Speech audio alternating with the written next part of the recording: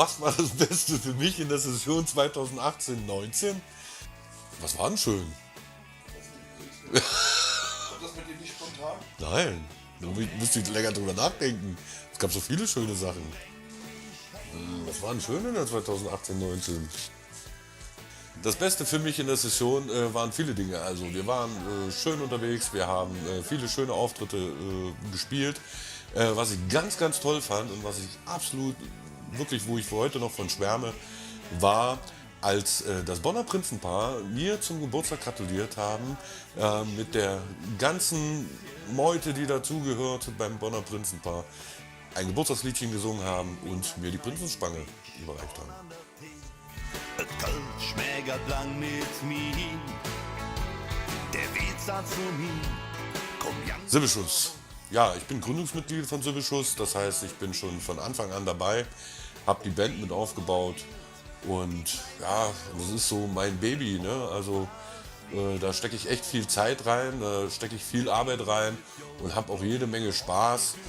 Sibbeschuss heißt für mich Freunde, mit Freunden musizieren. Sibbeschuss heißt für mich auch Familie, also nicht nur das, was wir als Musiker untereinander machen, sondern auch, dass unsere Familien, unsere Frauen sich untereinander verstehen, dass wir uns treffen, dass wir gemeinsam was essen, dass wir feiern und so weiter. Also Sibbeschuss bedeutet Familie. Nimm mich in Dinge arm. Nein, also Karnevalsmusik habe ich nicht schon immer gehört. Viele wissen das, denke ich, dass ich ja nicht gebürtig aus dem Rheinland komme und Karnevalsmusik kannte ich bis vor, na ich sag mal 20, 25 Jahren überhaupt nicht, sondern ich kam da eher aus der Rockschiene, Deutschrock, und da war Karnevalsmusik überhaupt kein Thema. Für mich und lure dann das Mädchen mit Verherz.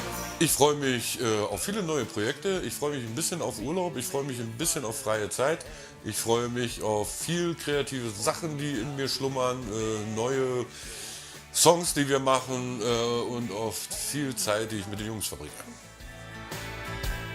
Mädchen, ich hatte eine lange da. Dass mein Sohn leise ist. Das wäre jetzt toll. Mein größter Wunsch wäre es, weiter Musik machen zu können. Dazu muss man natürlich gesund bleiben. Dazu braucht es die richtigen Leute. Also das wünsche ich mir eigentlich. Also Musik so lange wie es geht.